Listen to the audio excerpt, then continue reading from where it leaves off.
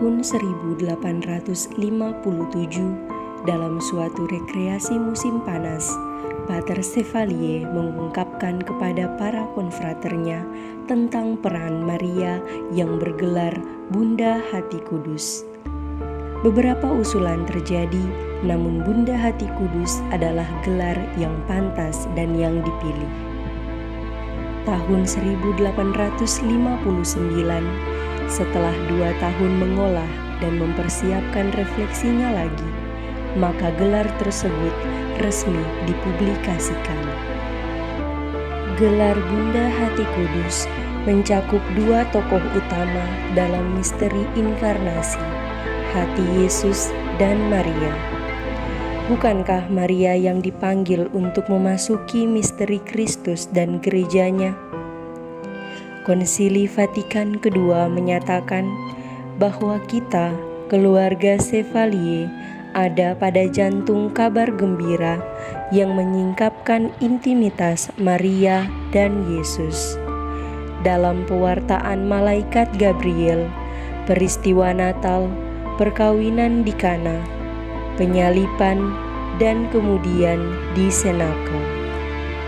Ketika Pater Chevalier menjelaskan gelar Bunda Hati Kudus di dalam Sacred Heart Messenger Jesuit di Toulouse, hasilnya sangat mengagumkan. Di seluruh Prancis, nama tersebut menjadi terkenal. Penemuan atas gelar baru untuk Bunda Maria memberikan kepada kami nama yang terindah dan suatu peran baru bagi putranya. Perannya menunjukkan kepada kita 2 gerakan, hatinya dan hati bundanya. Dia seakan-akan bersabda kepada kita, "Jika kamu ingin mengetahui rahasia-rahasia hatiku, datanglah melalui Maria." Sejak saat itu, hampir selalu terjadi tanda mujizat. Ribuan orang telah menulis bahwa mereka menerima pertolongan melalui perantaraan Bunda Hati Kudus. Dan Issoudun telah menjadi tempat ziarah di Prancis, tempat terbesar kedua sesudah Lourdes. Meskipun di sana tak pernah terjadi penampakan.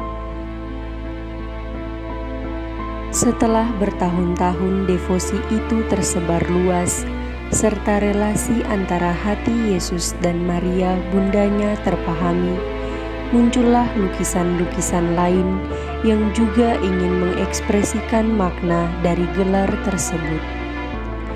Pada tahun 1974, ketika dibuat medali untuk memperingati 100 tahun berdirinya Kongregasi Putri Bunda Hati Kudus, lukisan Maria di bawah salib merupakan lukisan yang diterima dari devosi ini. Arti lukisan Bunda Hati Kudus. Bunda Hati Kudus memiliki 3 lukisan. Lukisan yang pertama adalah Bunda Maria tak bernoda dan kanak-kanak Yesus.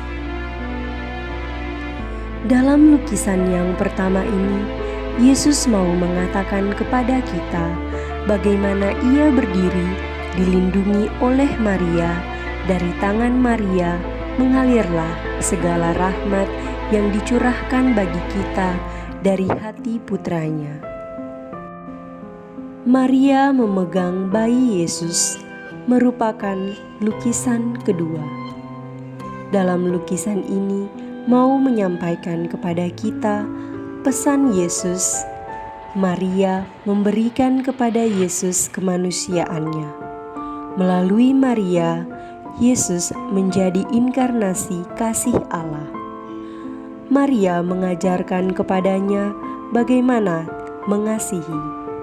Sebelum Maria menjadi murid Yesus, Yesus adalah murid pertama Maria. Lukisan yang ketiga, Maria di bawah salib. Disinilah kita melihat peran Maria sebagai perantara. ketika hati Yesus ditombak di Kalvari. Tulisan Pater Bovenmars MSc mengatakan, dia berdiri di bawah salib, bersatu dengannya dalam penderitaannya. Hatinya yang pendoa tertikam menjadi sahabat yang pantas bagi dia yang hatinya ditikam. Pada akhir abad ke-19, Bunda kita pergi bersama para misionaris. Devosi ini semakin tersebar ke 4 penjuru Eropa, dan dari Eropa tersebar ke Oseania, Afrika, Amerika, dan di timur jauh. Inilah lukisan Bunda Hati Kudus yang tersebar di seluruh jantung dunia.